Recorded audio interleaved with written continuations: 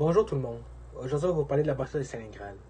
La bataille de Stalingrad débuta le 23 août 1942 avec un raid aérien et finissa le 2 février 1943 à Stalingrad encore. La guerre est entre le Troisième Reich et ses alliés qui sont l'Italie, la Roumanie, l'Hongrie et la Croatie, qui est contre le RSS, qui est aussi nommé l'Union soviétique. La ville de Stalingrad, située en Russie et au bord du fleuve, est un nœud de communication ferroviaire et fluviaux important dont la prise couperait les voies principales de communication à cause de sa situation géographique, comme je vous l'ai dit, au bord du fleuve. Elle faciliterait surtout la prise du reste de la Russie par les Allemands si cette ville serait prise à cause du manque de communication pour les informations. Ensuite, il y a 5 points pour la bataille de Stalingrad, dont l'avancée allemande vers Stalingrad, l'attaque allemande dans la ville, la contre-offensive soviétique qui avait pour but d'encercler les Allemands de Stalingrad. Les Allemands à ce moment-là étaient très proches de la réussite de leur conquête. Il y a la reconquête de Stalingrad par les Soviétiques et pour finir, la capitulation allemande dans Stalingrad. Le 12 juillet 1942, les Allemands ont pratiquement atteint les bordures de Stalingrad.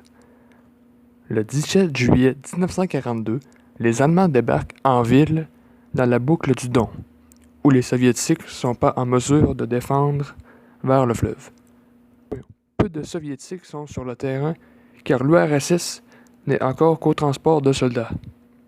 L'Allemagne, elle, comptabilise près de 250 000 hommes, 7 500 canons, 740 chars d'assaut et 600 avions, tandis que l'Union soviétique dénombre près de 180 000 hommes, 7 900 canons, 300 chars d'assaut et 200 canons. Tous les hommes de la région en guerre de 16 à 65 ans doivent participer à des tâches pour la construction de tranchées, de fossés anti-chars et autres choses. Certains sont même formés pour aller à la guerre. Au début du mois d'août, l'Allemagne conquiert la presque totalité de la boucle de Don. Ils détruisent l'armée soviétique en grande partie. Vers le 20 août, l'Allemagne tente de faire traverser son armée blindée par le fleuve vers le nord. Les Allemands réussissent à franchir les 4 lignes de défense soviétiques avec leur armée blindée. Le 23 août, la couverture aérienne de la 4e armée allemande effectue des bombardements sur la ville. 1600 sorties et plus de 1000 tonnes de bombes frappent sur la ville de Stalingrad. Sur 600 000 habitants, près de 40 000 civils furent tués dans les bombardements depuis le 25 août. Les femmes et les enfants peuvent enfin évacuer la ville. Le bilan du 10 septembre 1942, Stalingrad perd son potentiel industriel et les Russes ont perdu plus de 300 000 hommes. 1000 chars détruits, plus de 90 000 soldats deviennent prisonniers, 750 canons capturés et plus de 650 avions furent abattus. Le plan soviétique de bloquer l'avancement de l'Allemagne échoue. Le 13 septembre 1942, les Soviétiques changent de tactique pour aller protéger le centre de Stalingrad, une nouvelle technique offerte par les hauts gradés. Ce qu'il reste en ville. Pour les Russes, 60 000 hommes, 400 canons, 60 chars et 226 avions. Pour les Allemands, 90 000 hommes, 1500 canons, 250 chars d'assaut et 500 avions. Le 20 septembre, l'Allemagne avoue l'épuisement de son armée. La Russie réussit toutefois à reprendre du terrain avec cette petite opportunité offerte par l'Allemagne. Le 27 septembre, les Allemands relancent plusieurs troupes sur le terrain. Après 2 jours, le 29 septembre, les Russes sont pratiquement terminés. Plus personne sont prêts à les battre. Ils abandonnèrent même une partie de leur position. Quelques jours plus tard, les Soviétiques ont adapté de nouvelles techniques consécutives pour changer au complet leurs soldats et leur machinerie, que ce soit pour technique et mentalité. Les Allemands frappent fort, mais les coûts augmentent en flèche chez les Allemands.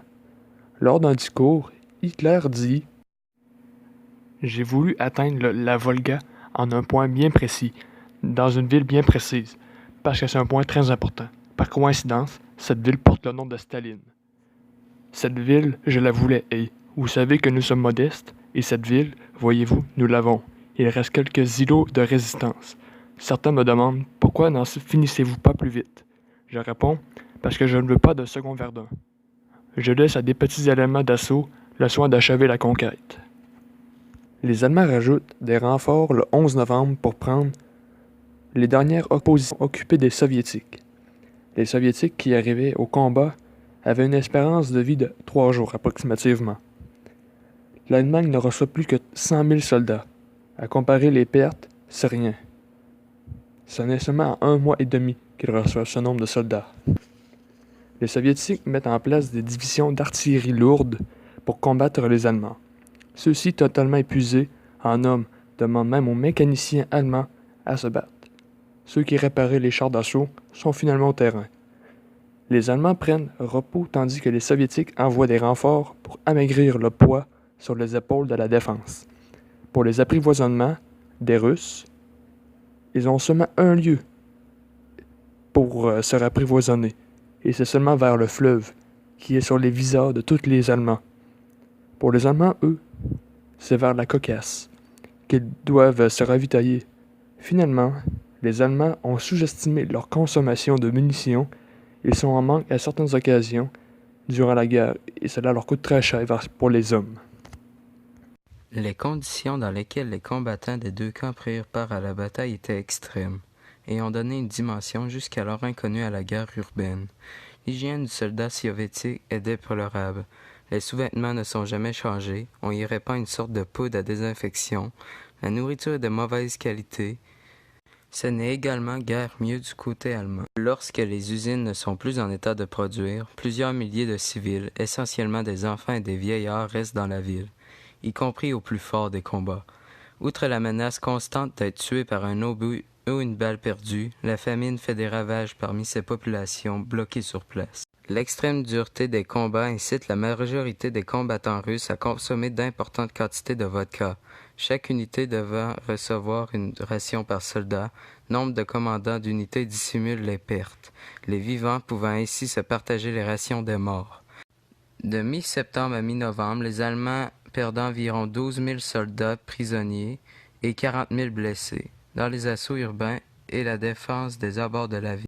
Face à elles, les Soviétiques reculent constamment et leurs pertes sont plus terribles encore. Dans la ville, la 62e armée perd plus de 100 000 hommes, tués et blessés, dont 18 000 prisonniers. Depuis le 23 juillet, le front de Stalingrad et le front du Sud-Est ont perdu 305 000 soldats et prisonniers et 277 000 blessés, 1426 chars, 12 137 canons et mortiers et 2063 avions. La bataille de Stalingrad s'est conclue sur une victoire des Soviétiques face à les Allemands. Voici la fin de ce documentaire. Nous espérons que vous avez apprécié et appris quelque chose. Merci de votre visionnement.